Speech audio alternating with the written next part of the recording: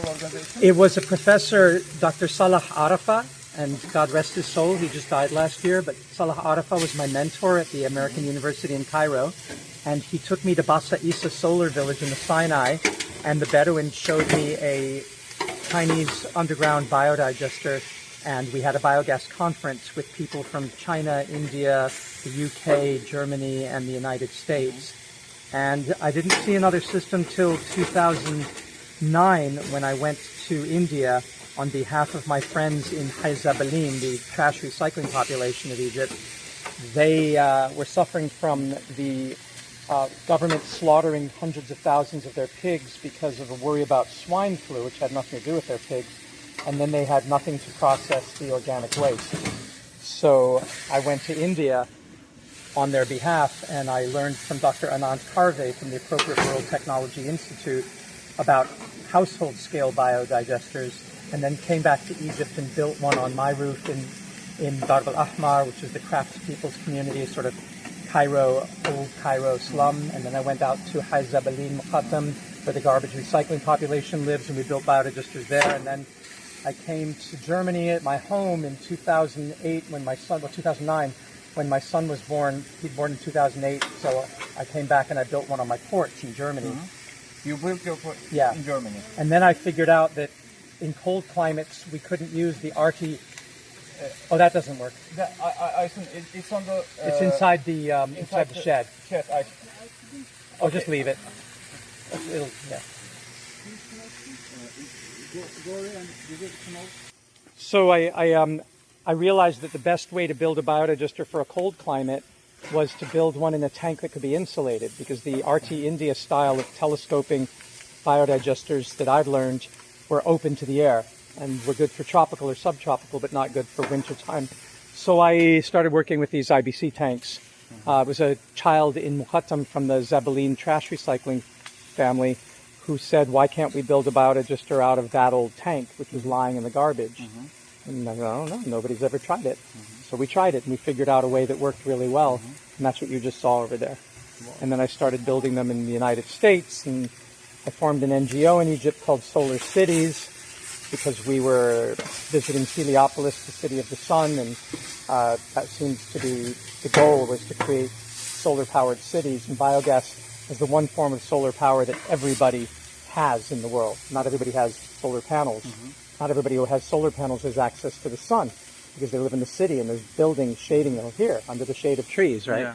You're not going to get sunshine, but food waste is a form of solar energy that everybody has. So I thought, well, then we should be promoting as Solar Cities, as our NGO, that it started by building solar hot water systems and talking about direct solar energy. Let's talk about indirect solar energy, i.e. biogas. And biogas is really a battery. It's stored solar energy, which then can be released when you want it. That's the beauty of it.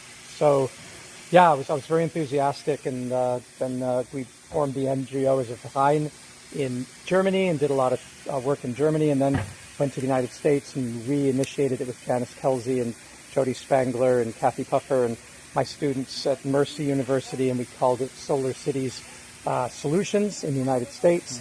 And we're now in Florida, and It's still working. And maybe you will do it next year in Austria. Yes, we talked about doing it next year in the Future Skills class, teaching permaculture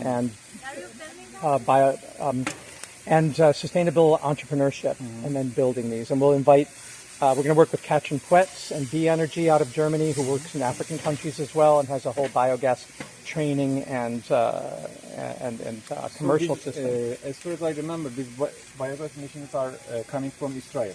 That one that you saw, called home biogas, which we have 3 of here on the property, come from Israel. The IBC tank system is my own, self-made, Solar Cities invention. Yeah, that one over there. The big dragons are Puxin from China. We have one of their home scale systems in our greenhouse. We also did one out of a 55-gallon drum that our student from PCGS, Sarah Long, took to various festivals around Florida. And we've done those in NASA's in Palestine, and also in the Arava Institute of the Environmental Studies, where I taught and where she was a student. We built them out of pickle barrels. In Ireland and Hawaii, we built them out of 5-gallon water jugs. I mean, you can make them out of anything that holds water.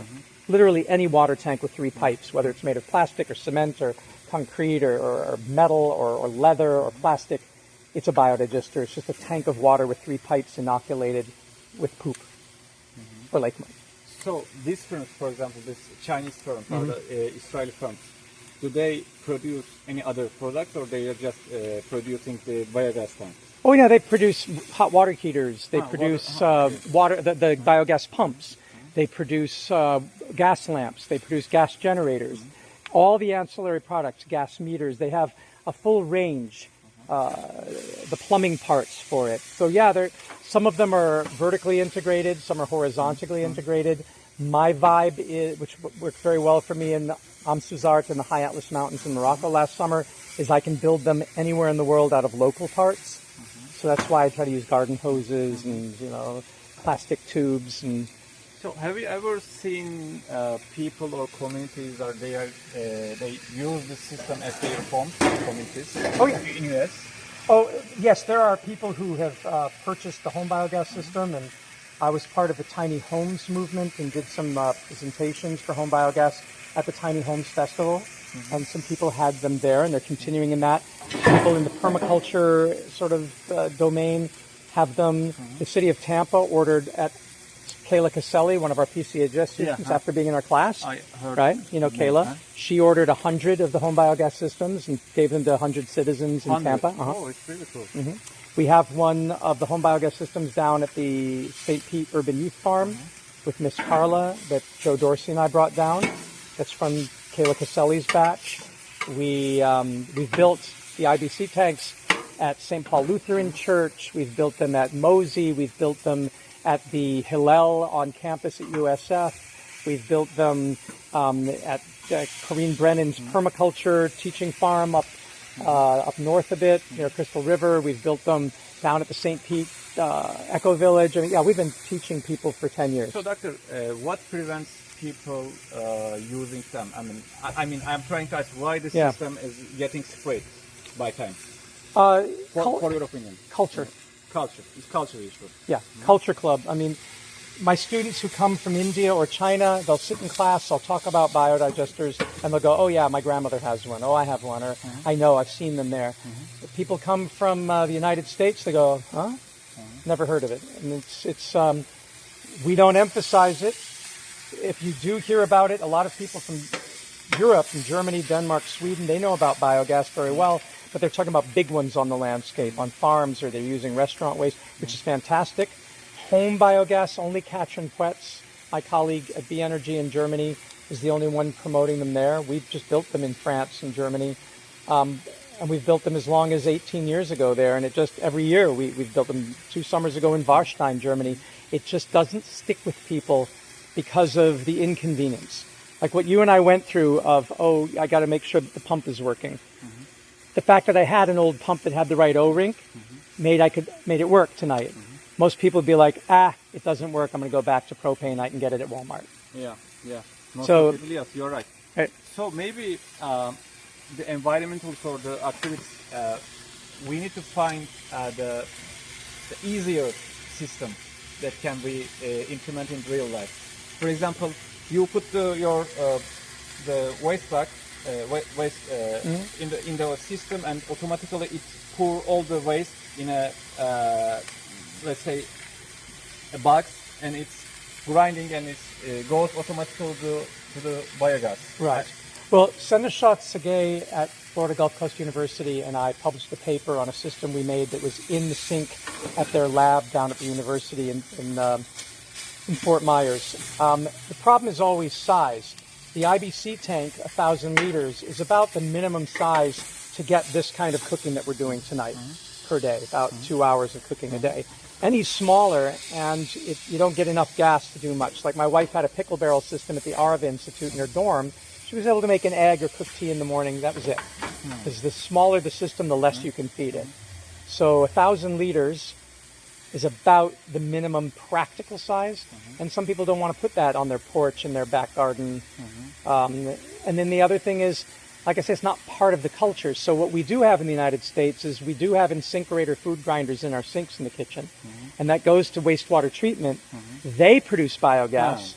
They produce the fertilizer and they sell it. Scale. Yeah. The bigger scale. They scale it up, and they're profiting from you giving away your garbage. Yeah, absolutely. Yeah. So that's how we do it in the United States. Now in Germany, they collect food waste all over, and they bring it to big biodigesters, and then they sell the electricity, they sell the gas, they sell the hot water, they sell the fertilizer. So it's not like this isn't happening, but this home scale radical thing that we're doing of, you don't get my shit, this is my food waste, this is my poop, this is my animal waste, this is my yard waste. That radical kind of individual, rugged, individual property rights thing is sort of unique to us right now. I mean, to us at PCGS, Solar Cities up in Pennsylvania, New York, we're the ones who are saying, own it.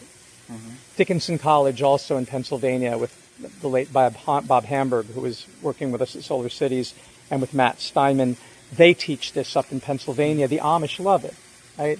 The Mennonites, the people who don't want to be trapped into government-dominated systems, which is why the Amish have horse-drawn carriages. And they love technology. The Amish have solar panels. The Amish have windmills. The Amish have biodigesters, right? Pennsylvania is very much into this now, thanks to the work of Janice Kelsey and Jody Spangler from Solar Cities. We work with Matt Steinman. That idea of self-sufficiency is an ethic, a culture. Yeah. It's a kind of the localization of the energy system. Yeah. And democratization as well. Yeah. And you're just foolish to throw something away that produces this. I mean, why would you buy this? Why would you? It didn't cost us anything to do this. The inconvenience was just I hadn't hooked up the pump in a while. I mean, come on, that's trivial. So it's got to be in your cultural repertoire that you're like, you keep the pump ready, all the pipes are in good shape, and you maintain it like anything else. We clean our cars, and that's a hassle. We clean our bathrooms, our kitchens. Lots of hassle in daily life. Yeah, and you just get used to them because that's what your culture says. That's what you do. You clean your pool. How often do you even use your pool? But you clean it all the time. You spend a lot of money putting chlorine in it and maintaining it and checking the pH. And maybe you use it once in a month. Yeah, once in a month. Whereas this you could use every day, and it's less maintenance. Because the bacteria do the heavy lifting. They're the ones doing the work. All right, I'm going to shut this down. Thank you very much for that great set of questions and insights.